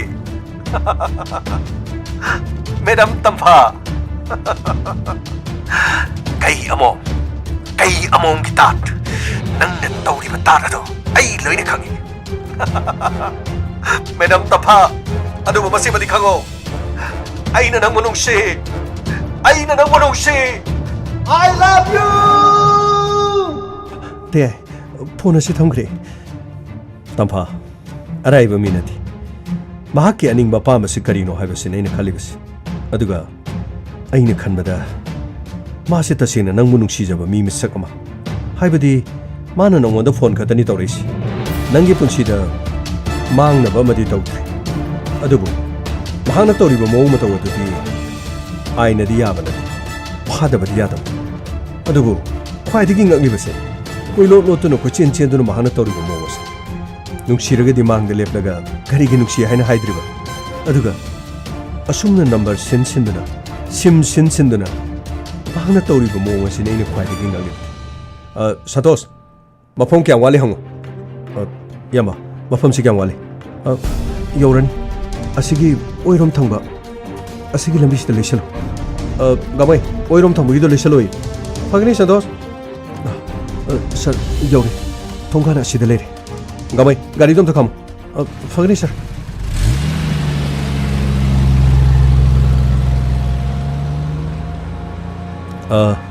समाय तौसे आइगा तंफागा सिदैदा दुम चंगगे मखोगी मयाम असिगा अदुगा नखोइना सोंद ओइरोमदा खरना सिगेलोमदा अदुगा वामागे खुद थाबा यादे महाक मी हातपा मी अमदि नथि अदुबु नाथोक्तुनो मफम असिदगी चलहनखिबदि यादबनि अदुगा राहुल सर मयामना खागेमगी पिरगलिबा नंबर सिदा नंगा खोंजेल सब मानबनिना नंगना मंगोंदा कॉल तौसलु अदुगा महाक पुकरेमनो नखोय अनिनो वारी सानरिङेदा सोइदनमकि महा सावबदि मपानदा थोरकनि अदुगा अखोयगी मीसिंगना महाकु मतम अदुदा ओभर पावर तोरगो मा फागदबनि अदुगा नखोय मसिमसु खंग ꯐꯥꯝ ꯑꯁꯤꯗ ꯑꯇꯣꯞꯄ ꯃꯤꯁꯤꯡ ꯀꯅꯥ ꯀꯅꯥ ꯂꯩ ꯍꯥꯏꯕꯁꯨ ꯆꯦꯛꯁꯤꯜꯂꯨ ꯑꯗꯨꯒ ꯃꯈꯨꯠꯇ ꯈꯨꯠꯂꯥꯏ ꯄꯥꯏꯕ꯭ꯔꯥ ꯍꯥꯏꯕꯗꯨꯁꯨ ꯅꯈꯣꯏꯅ ꯆꯦꯛꯁꯤꯟꯒꯗꯕꯅꯤ ꯁꯟꯇꯣꯁ ꯁꯔ ꯀꯣꯜ ꯇꯧꯔꯣ ꯐꯒꯅꯤ ꯁꯔ ꯍꯩ ꯅꯈꯣꯏ ꯆꯦꯛꯁꯤꯟ ꯂꯩꯀꯣ ꯐꯔꯦ ꯁꯔ ꯀꯅꯥ ꯀꯣꯜ ꯃꯁꯛ ꯈꯪꯗꯕ call hello hello hello 카게마 hello 카게마 ꯀꯅꯥꯅꯣ ꯑꯩꯒꯤ ꯃꯤꯡ ꯀꯧꯔꯤꯕ ꯀꯅꯥꯅꯣ ꯑꯩ 카게마ꯅꯦ ꯀꯔꯤ ꯅꯪꯕꯨ ꯀꯅꯥꯅꯣꯕ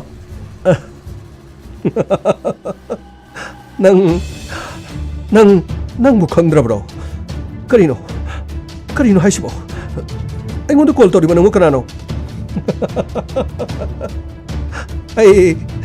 카게마네 아이 낭네 아두가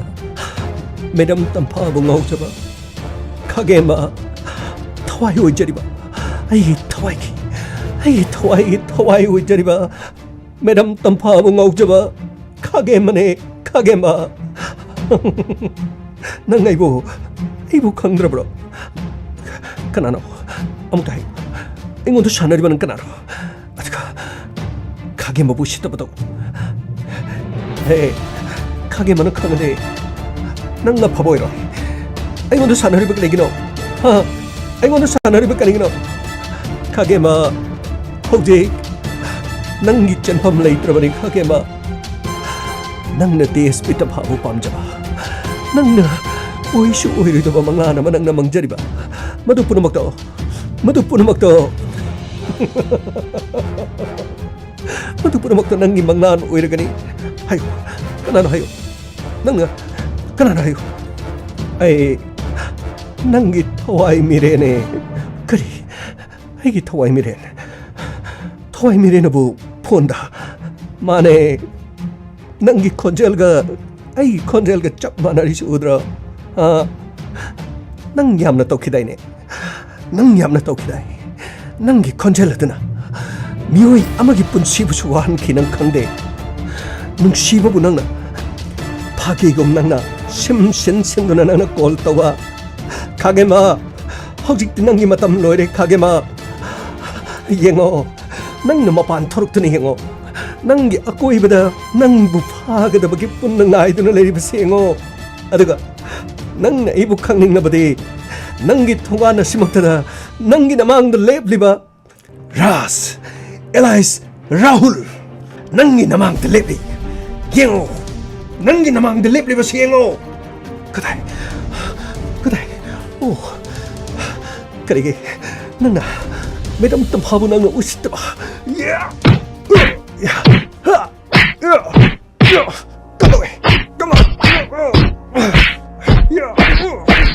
아이 장사로 너걸로 장사로 나올 야래 뭐 사람 푸기 야래 타모 가게마 하우지티가리 사래 낭나 심신신도는 낭나 꼴떠러가 땀파부 그양 꾸이는 사나분 감가도리바 하유 그리기노 낭나 이것도 사나리도 그리기노 낭나 아이고도 폰 똑똑도는 사나리도 그리기노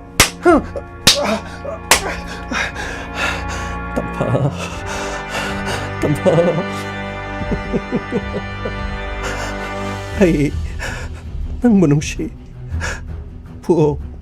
낭이나 굿하더나 빼나 부어 아다보 아이 낭무능시 땀파 시 좀 마시 아이고 눅시바보 domna puba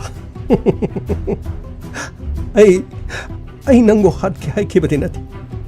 atubu tampa ai di nangmo nungshija ke bakatani nungshija buduna na famda phongdok chakhiben nungshi haina atubu nungshibagidama kagemana nungshibagidama chai chare nungsibi nangi nakutta ine chai chababu kri kaibe leibage 푸어 아이부 빼나 푸어 아드가 아이부 단디비오 ꯅꯨꯡꯁꯤ ꯅꯪꯒꯤ ꯀꯩꯁꯨꯝ ꯁꯪꯗ ꯑꯩꯕꯨ ꯄꯨꯟꯁꯤꯟꯗꯨꯅ ꯌꯣꯠꯂꯤꯅ ꯊꯝꯃꯣ ꯑꯗꯨꯒ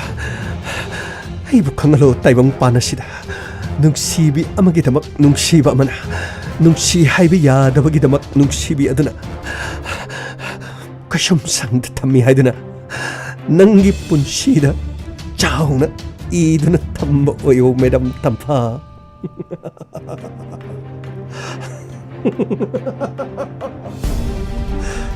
ꯀꯔꯤꯅꯣ ꯇꯧꯔꯤꯁꯤꯕꯨꯗꯤ 마기 몽시부 그리노 마시 노멘 오이바 미 오르모이 소이드는 앱 노멘 오이바 미 오르모니 마나 토리시부 그리노바 데 그리노바 마나 토리시부 마싱아오기 야오는 옥신나리브라 어디가 떠오기 야오는 떠리브라 까나하고뭐부터 먼저 기부술 레이티 sir 이코이 동 워럭저르게 sir 마뚱도 묵도우드는 뭐코이 워럭저르게 sir 마시 kitang wakal mi manager tabane sir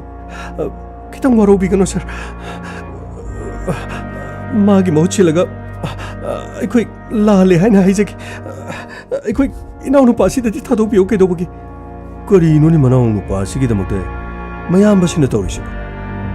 waro kholo haibo khotpa kari mata leiti wan ai anga salo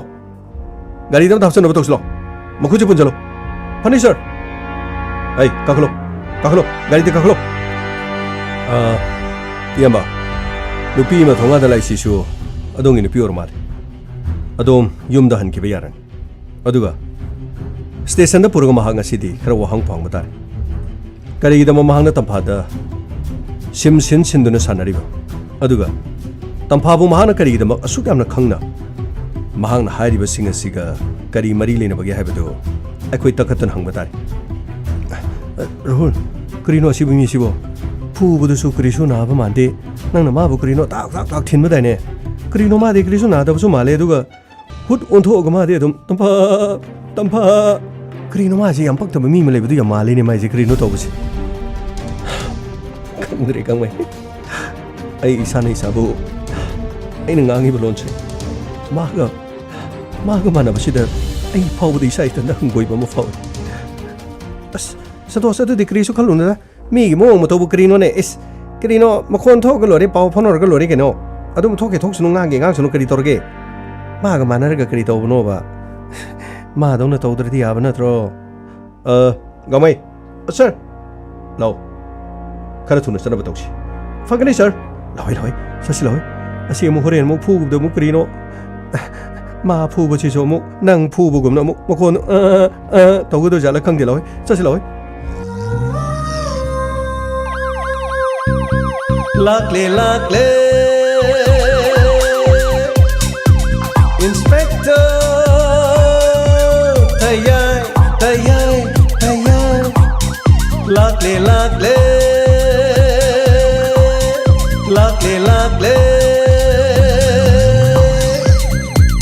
inspector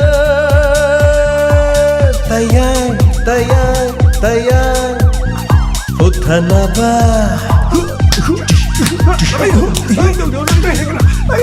Kanbinaba. Thank you, sir. Welcome. Uthanaba. Kanbinaba. Inspector. Tayai. Lakle.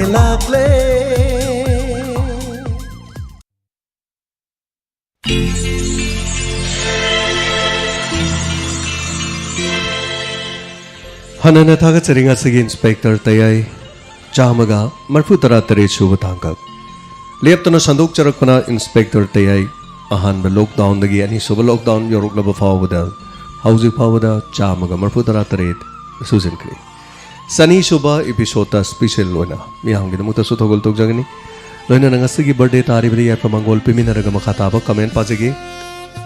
so thoromasi da comment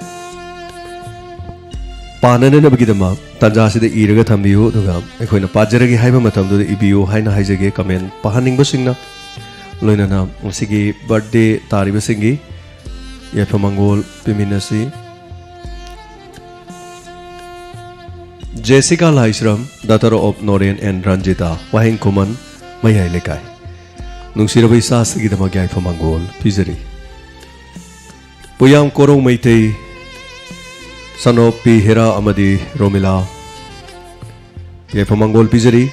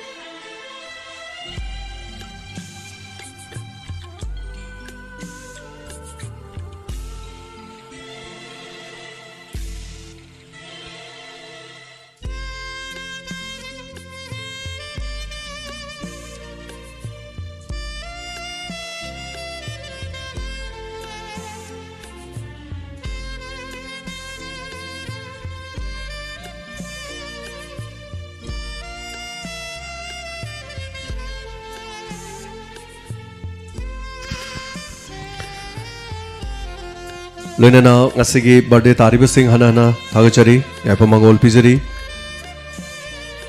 Langamo Maitei son of Ningte Maitei Loinana Melody Lema Hanana Yaifamangol Pizari Adomadongi Punchida Nungai Yaipaba Nadi Yektaba Palem Patogi Seba Matolona Toba Nambo Ibiu Haidana Yaifamangol Dumo Pizari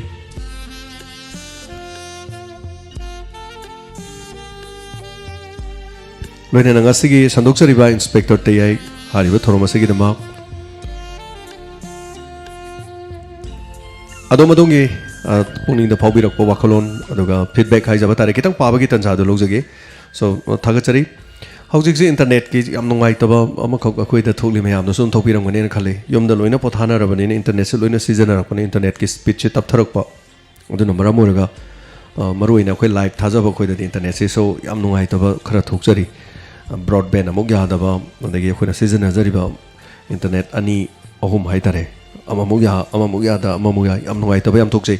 adubu thagachari hanana punamang asigi Yaifamangol Pizaba loina na syam hoidrom Thagachari Japan ning thokjam thagachari Chingamo Basanti Thagachari Govind Kuman Thagachari Yamba Wari se tagli ning thau oirabasu lalong yatpa heitrabadi Mighty Haibedo Chumani Thagachari Govind Thauba Yamem Thagachari happy birthday to all on Tapire Wahingbam Rebecca Devi Thagachari Tayani Fare Anuba Insang Matel Magi Mahoni Habire Thagachari Wari si samaina khonjen ga manaba khotpa tawba haitare ko asengmadi wari sigi haitare loi phatri so hayeng amu kari le do modum yamina se so hanana thagachari chelo henba khetri saji laba khagemba takpire France ko SK thagachari am phajai te aina takpire thank you so much film hoino potho ga na haibu se yawe France ko nungsi bibena haibai wani dobu hoi Manipur gi miyam puno bangna radio bunung sibiba miyam puno na support yam tawi yamasu yam drasu mi lak ama hena haitare ko masina hoi gi only YouTube khakta gi wani Facebook tha daba adu radio tabiriba mayam se tha dana haitare so akhoi gi episode ta changbiriba view hobudi gi loibo tabiriba yengbiriba singi masing ai rorgadi so ngasi phawda lamaga lising kunmari kunmanga nipu swaibo manungdi aming bibi how would start to end haitare so thagachari hanana adu Radha Kanta hidang mayum thagachari matam sangna santok piu kuina tarudro matung ngasi tajari na tapira Radha Kanta thagachari aduga Prem Kumar Waikom sang asigi makeup tholok pada khage ma phale ramena thakpire thagachari Kennedy Thiam nongmagi wari siam phajai brother na tapire waram gani na chumani wari sagat padi dong wa bajani thagachari Asalata Bishnupur rehab center de lehense na tapire Thagachari Asalata Kennedy Thiam once again aduga Boyd up Thagachari Niru hayeng dikhara sangna hapiu na tapire hoi Niru Thagachari imo lai masibu asengba nuksijaba oigadoribra ataba ikhodi ngawri hari yes wari se pakhongam di leri adu adum yamina se ko pakhong se ko chi ko lo ga smai torga do this mind tok targadi smai tok targadi haibuduni myam da putok chari je mayam da duga haiba kitang ngakpagumba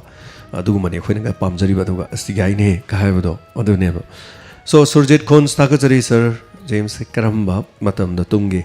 노모도 뽕게 tum게 답비레 이 수제 5 to 6 award 좀 tum미 ado 5 khatang tumba yawe kaim kan 4 khatang tumba yawe surjit phatiam phati hai tare so yam yam tumbiu pungni pan da kita dana ram thiam thagachari aina theng theng tumalaga tumo hai je tumdori mi so thagachari ram thiam aduga md jabet thagachari sira jabet inspector tei maringjen leiba danatana loksing leiba officer ne tapire so thagachari md sira jabet कोई तौरीसे technique से हाइतारे लोइना कोई थोकपा कमाइन तौबा करम वेदा लाकपा सोंदा लाकपा याबरा सिना कमाइन तौबा हाइबा उर लैबदुने अखोइना तौजरी से हाइतारे so detective अमगी कैनोगी type ते चंगा पुलिस न तौसलकपुदुने हाइतारे चो वारिनी सागचबनी वकलोनी अराना सोयर सोंगा पिगनी सो सागर लुवांग थागचरी लाइव यौजबंगा सिगा 197 सुबने न ताकपिरे Sagar Luwang thank you so much 197 कुइद्रे 200 यौगदबा 200 सुबन मितुदी so koina smaina feedback ka tawbasi da haitare karino mayam kharas wahang pahang to jarga haitare ko hana sum tawbo do maina aduga surjit khons tha khasari james karma matam na tumge so chamana gre surjit ki jinga sai aina jabdo thagachari tampa thagachari inspector te wari se pen manai di haninga leitana thagachari ta pare ls penau thagachari yai fare sarat yu thagachari khage magi wakholon se wahang ama hang badong na di tawi te ai na tapire sarat wari ji manung do wari ma leiri jala haibadu ni myam khangni je sarat soi deni yang mina si nok sarat thagachari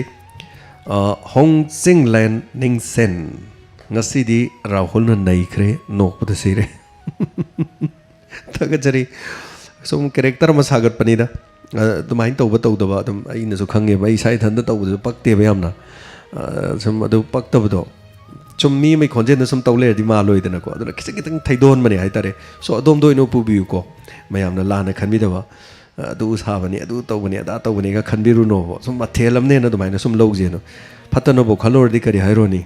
sore na je manglang na sidoi jala ene khalla jo dum yai ba phatabo ko we ba se aduna thagachari anjo mai tai samje chabam ngasi gi mathang si am nungai pele khagem ba phagi ba se na haninga leitana so khagem na 2-3 days din nai gre so thagachari प्रियानंदिनी ओइना थगचरी तोंबा काउबा माली खंगदे कई हाइनो तोंबा काउबा माली high थगचरी करी हाइनो प्रियानंदिनी आई अदुम खंगजदरे चिरु से आई थगचरी ngasi inspector ते आई से खितंग tension बोइनिंगी है ना गई 50 पुंग अमा मया सुम तारु बननी कोई हाना दे यामदि 40 45 45 बौदनी हाइ तारे हाना की तंकक सिंह 25 खक ओइबसु दुम याउखी अहौब नुमितुदी याम तेले हाइतारे वारी ननी पाखोंग ने हाइतारे को सस्पेंस ता दुम थम्बदो सो थागचरी चिरु अदुगा मैडम सेलिब्रिटी थागचरी तयाई वारी से 197 फावबा कैरेक्टर मयाम से साबदा ngasi फावबा सोइबा मता याउदे ना तापिरे मैडम सेलिब्रिटी होय असोइबसे मी ममिंग कौबो खोटपदा दुम सोइबा यावरे अदो आइना फजना कोइना सेमदोक जरगा हाइतारे को रेकॉर्ड का फजना तौथो नोमनिनी चंगना खुद का थादरगा तौरदी सिदा सोइरेना सि तौरेना ना सेमदोक पसु याबा लाइव ते यावखर मी म्याम यंगबनिना अदो सेमबगी कक्थत पसु पामुबा अदुम थागला थमे हाइतारे को थागचरी मैडम ओना ऑब्जेक्शन थागचरी सरवारी से अदुकी मते यामना मते लॉजिक ओइ ना तापिरे खागे मगी वारी सु लेरमदो माले ना तापिरे सो थागचरी यंगमिना सिगो अदुगा चिंगलेन इलांगबम कांदा थागचरी तयाई अमसुंग तंफागी लोहोंग स्टोरी गारी इफोर्ट्स एंडलेस सर चिंगलेन अदुम लेगी से वारी खर सानगी से प्रभाव तरो लोइसलगुम से खर तौगी से दुम कैसुम काइद्री केस लिसिंग 30 मुक लेरी हजिक फाक्तो इजी चनी बौ सुद्री so thank you so much मतंग नि हाइतारे को दुम वारी ओइना लेहन से अबोतोन मको मयम happy birthday sir James very nice romance न ताकपिरे अबोतोन मको मयम थागचरी स्टोरी असी हॉलीवुड तगी ओरमलो बेस्ट ऑस्कार गना थागचरी अबोतोन नुक्सिबिदना ताकपिबा मयामगी ऑस्कार फंगद्रजु अबोतोन सेनबा ऑस्कार दुगी दे खोइन फंगजर लोरिनि सो थागचरी कैसु काइबा लेते अदोमना ऑनर तोबिबनी अदोमना इबु इकाइ खोमना मतमना अदोम मतिक चाइ नत्र मतिक चाते हाइबे मथौ ताते सो अदोमना ऑनर तोबिबदो अदोमगी थमोइदगी याम सेंगना कटबिबदो थैंक यू सो मच थागचरी इकाइ खोमना जरी बॉयद 97 थागचरी Meghachandra Angom ngasi mangani sure live yaujaba पाबदी याउबिदे सरना ताकपिरे मेका चंद्रा मतंग चादनबु इरदि पाबदी पारारोय ngasi adongi pari se matang chabagini adona aina pari haiba matamdu de ibirakpa sigi makha do jing namba yorungani madu pabadum nangaroi dobani masidi masana tabani hojik ai chingkhat tam tam pharagane natra di jar chengkha kibako so thank you so much haibirakpa khoi chuloina pajaningi paningdabade mate yaude adu yam sangtokhradi akoigi analytics asu berakai adu download taraga tawraga tabadu su berakai adu tabiriba singnasu nungairamoi adu maina haijege थागचरी Sandhya वाइखोम ngasi inspector ते यामना फजै तयाइगुम्बा police department खरा यामना लेरबदी नुपीदग उसितब कनासु लेरोय नाना तापिरे थागचरी संध्या करी लेतनी बारी बारी the लेरब जानी होजिक police अफब याम लेरे अदुना खितंग सेमदोखदब खरा हाइतरे मनुंगदा हानगी अरीबा करी करी खरा अमन बखरा जनबी खरा लई मसी खरा तैथोकनरकांद दुम हेन seat नालदमने हाइतरे so ngasi di live tabada ahan ba numine takpire hani laisram thank you so much live tabi basigi dama aduga hani thank you so much basanta laisram thagachare happy birthday ya pamangol pipiri zenimax tana thagachare sir achoba singna masa singbo hantana yenglabasu masa singnadi hangat na yengba ngamde haibase khangle natapire achumani zenimax तौफम थोप दुम तौब माइ माइगे तंगक ता हाइतरे को सो सना job Maibam sir James ना सु याम खोंजेल से sharing खै माले sir गी मगुन से थाबगी लोइर रोइ ना तापिरे सर सना जौब थागचरी कैसु दिन नते अमरोम दबुदि को दु मयाम न पिबिरिबा इकाइ खुनबा अदुगी दमक थागचरी अखोइनो सु थेंगलब फाव द ताबिरिबा मयाम सपोर्ट तोरिबा सिंग से हन्ना हन्ना थागचरी हाइतारे सो थागचरी नावरेम बेम बेम अदुगा रानी बला लैसांग थेम डायमंड रेडियो या फरे तापिरबो संतोष सिरोम थागचरी मिस्टर ओली मफम मतम खंगना इसागी स्टेटस खंगदना नुंगसी बाबू राइट नि खलबदी मसिगी दशा से फंगफम थोकली होय मिस्टर ओली नुंगसी बाई से मफम मतम याम लै लाइरबे ना खुनबा अदुगी फिबम मतम अदु दु नतबा हाइतरे नुंगसी बा से करी हाइतरे थमोइगी मरीनी अदुगा यानाबनी अमन अमबुई काय खोमनबनी अमग अमग मोट मानब अमग अमग मोट चानबदुनी हाइतरे मोट पु चानगरदी मसक यामना थीब नुपी दुसु नुपा दुसु अनि दुसु दुम अमग अमग पंगथोंग थोंगनै हाइतरे मदोंदा कसु थोदोप लेते बस अदुबु थैंक यू सो मच हाइबिरि बसिगी दम मदो मफम मतम चादरी खोदोंग चादब थोइ ना तापिरि जे सो Mohan Morang them थागचरी diamond radio ना ngai potha hanbiba haninga leitana thagachari matam kuina miyamgi seba tobunga bo ibi na tapiri thank you so much sir mohan habiriba adomna best compliment thambiriba sigidama haninga leitana thagachari hana so puyam achau sing thagachari sir love is not criminal nung sibadi kaisum sang nangi nung si thauri duna chetna punsin biu ताइबंगदा खंगहलम लगे खागे बगी नुंगसीबा happy birthday to all thanks ना तापरे थागचरी sir Soraisam Bhabini खागे बा सी लव इज ब्लाइंड हाइबदु खंगदेदा तौरीसे मागी खनबदा मुक्सु नुंगाइते हाइना तापिरे सो सोराइसम भाबिनी हायेंगे तांका अदमुक ताबियो सो थागचरी प्रेम कुमार निगोमबम थोबल थागचरी सर तेना याइफरी ना तापिरे बदाइना कोइजम राहुल से दासा ताइ हे तापिरे सो थागचरी मिलन थिंगोजम नकली असली गांगमैना नैरे करम नकली नो करम असली नो खंगदेदा तौदगा सो लॉयतोंगबम रबिना मकोक तगी ताबा फंगदबसे यम नुंगाइते सो इदना चिंखलगा ताबियो Rabina after some minutes so Naocha Laishram सरगी स्टोरी अतांगबनी असुकी मतिक फजै मयाम लक्तगे थोइबनी सरबोहना थागचरी Naocha Laishram thank you so much मफम पिबी बसिगिदमा केस इबेयाइमा वारी से नोमो नोमगी असुम असुम नुंगाइबा मखै अदु लैते अदुगा गामैना सुनैख्रे सर राहुल सादुना करेम नरकपतु सुखरा नैखाइरसी न तापिरे सो थागचरी सलाम मेंजर सरबो यान हानबदा थागचरी मतम बुमुद मियामगी सेवा तबुंगमबो इबिउ इंस्पेक्टर ते हेनिंग लेतना थागचरी तापिरे थागचरी हाइनिंग हाइजसनु गांगनिंग गांगजसनु चैनिंग चैजसनु हाइतरेनि इंस्पेक्टर ते आइजी करी हाइनी इंस्पेक्टर अफबम ओइबद नतन हाइतरे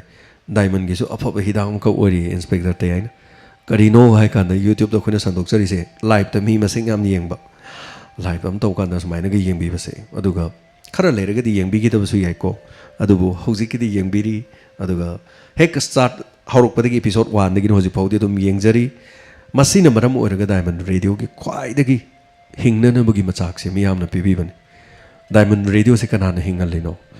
अदुरदी ताबिरिबा मयामना हिंगनबनी अदुरबदी डायमंड रेडियो अमदि ताबिरिबसिंग कयादा लोख्रबा मसिगी रोल से निंगसिंगबियु अदुना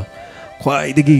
मियामना हेना सपोर्ट तौबिबदुननी अखोनी हिंगजरिबा मरुएने इंस्पेक्टर तयाइदा ख्वाइदगी व्यू यामना लैबा अदुसु नोम खक्तदा 24 आवर दा 80k 100k यौबंगमने मसीना करी ओइगे हाय काना डायमंड रेडियो दा नुमित 30 दा 100k यौबा नतबा था अमदा 100k यौबा नतबा पुंग अमा सांगबा प्रोग्राम अमदा मियामना स्टार्ट टू एंड हौबदगी लोइबा फावबि येंबिबगिदमा मसीदगी रेवेन्यू खरा लाई याम सेंगना हायरकान सो कनाना पिरिनो मियाम पनमंगना सो मियाम पनमपु ताबिरिबा खुदिमपु सैल्यूट तौजरी अमरोमदा रेडियो दा तारिबा सिंग करिगुम्बा लोइनमक रेडियो से तोक्थोगा ताबिरिबा मी लाख अहुम खरे हेनबसिना फोन दगी ताखलकपु तारगदी डायमंड रेडियो नंगसी लेजरिबा थाकसिदगी सरुक चामा हेंदुना सोथरबा अखोइगी लेरिबा मियाम सिंगसी अखोइना थांजलिबा खोंथांगसे अमुकुसु हेना मसिदगी हेना थांजिनबा ngamgani अमरोमदा डायमंड रेडियो द मतेंग पांगबिरपा ऑक्सीजन की दमक खाइबा पैसादा खंगौदना लुपा लाख अमा हेंतोखरे मसिना खुदोंग चादबा कयादा हौजी मतेंग पांगबसु हौरे हेना मफम कयादगी ऑक्सीजन की करिगी खुदोंग चादबा सिंगदा सिलिंडर अहांगबा मपुरगा रिप्लेसमेंट तौरगा पीबा अखोइगी माइकैदगी हौजरे मसि खक्तदा नतना करिगुम्बा अयाबा पीबिरबदी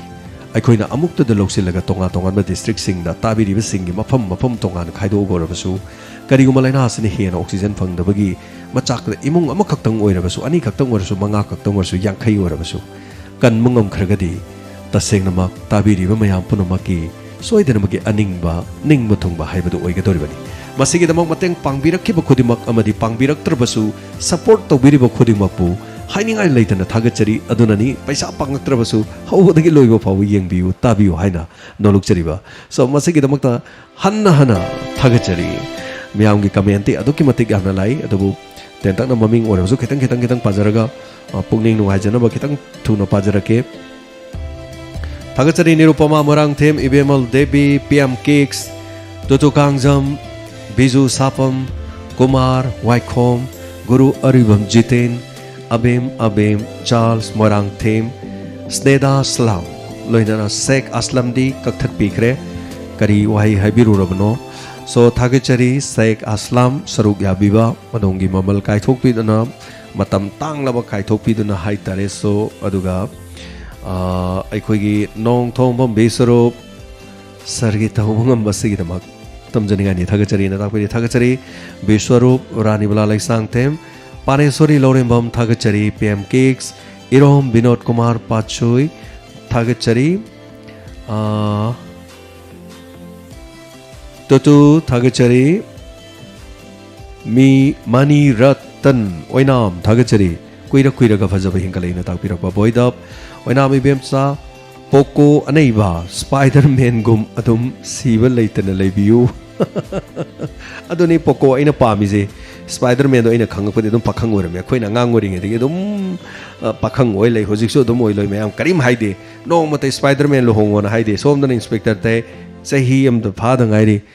फाद्री सही फाव अदुगा होजिक लोहोंगोना खांगमदे मयामना लोहोंगबदा यामना मयाम चोपिरिसि करिगिनो अदना लोहोंग हाइरोय ना हाइतारे सो पयाम चौकसिंग थागचरी पीएम केक्स अंगौबी सोरो खाइबम कारोंग तुतु कांगजम निरुपमा मोरांगथेम थागचरी लोइना चार्ल्स मोरांगथेम नोमगी मी अममदि दुम यावबनी ngasi शेख असलमना तारब्रा करिनो मेसेज याम इरे याम कक्पिखरे सो थागचरी सैल्यूट तौजरी अखोइगी माइखैदगिदी एबेमचा लैमा तेंथा थागचरी नेवी कट थागचरी बसंत चिरोम नेवी कट अमजावे ngasi नेवी कट से नो वरमाले सो योहेनबु मैते तराम नोकचरी हनना थागचरी इरोम विनोद कुमार नोंगथोम बिसुरूप दाऊद खान थागचरी अखोइजम सनातोम्बी इबेमन देवी रा सूरज शर्मा थागचरी प्रेम कुमारी को क्या हो गया स्नेदा सलाम Thagachari Khaugen Singh Daina Koijam Thagachari Hana Jameson Langpolapam Aduga Thagachari Masi Mangaire Hana Thorom Sida Saruga Biri Singa Pipi comment Kagaloina Tension Zarge Swida Duma Quirem Peter Maite Devan Naurem Biju Umarani Alice Penau Gurumayum Jiten Thagachari Mayam take the Kaidana Lebu Kanta Sapamcha. Thank you so much. Lushin Janabagya the Logzagi. Hanananga Sig Inspector Tei Chamaga. Marpu Taragatare 197. Limit Humni Kaktangaire. Jani Sugadaba. Sani Suba celebration say Kari Kari Tozige. Mayam. Come in, Pibiro. Kadai Waida. Iriba live streaming live chachi the Natabada. Atomna come in, Pibiro. Karamna Toxige. 200 adi Kari Kari game Toxige. Kudol Karadi Tamjaromiamna. Case price when so khara so dum pigi haiba koina khanjari amasigi makta nanau ke SIs na so lopa lising ma koida special oina hana piraga thamkhre aduga yam nuai jai aduga gangmai gi cha na oti cha na lopa cha pirakhi mi su yaw kre so thank you so much punamak tek takai no lebiu priya kanta kai thagachari songtham ronen khomai sagolsem Punis kari happy no purni universe thank you so much Puni Jakandra Thank you so much, Lucinjare. Jackson Lebu, Lena Sting Octung Nanagidamak, Amatangaraba Upai, Aina Hydra Sodom Hena Kange, Lena Sing a Sisu Sanipan, Karena Lay, no Mogitani Panchanipan level the ambulance go with the ambulance Lau Yadre have give him the lady. I Kuibukanana, Pukat Pigadori Haibo Hanga Makaklak, Pogolina. Masidagi Hena Jackson and Nanagidamak, Achet Pokong Kontanga, the Lominarga. Hanjan radio program Taminer Siyum the Gimapan Topigano, Sing a Saba Karatapiu, Section Lebu, Marks Opiu, Miam Punbigano, Loina, Nasiki the Mokti Tabi Basimu James Saguzam Mukana, Kurum Jari.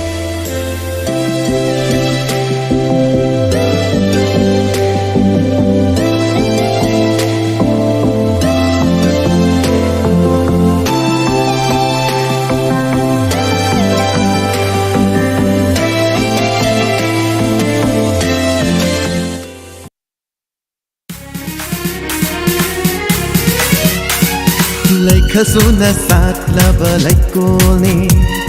kanuk kaya ke itin famni cheta balai trava changi thawaini Diamond FM radio oh Diamond FM radio 91.2 Diamond Radio Channel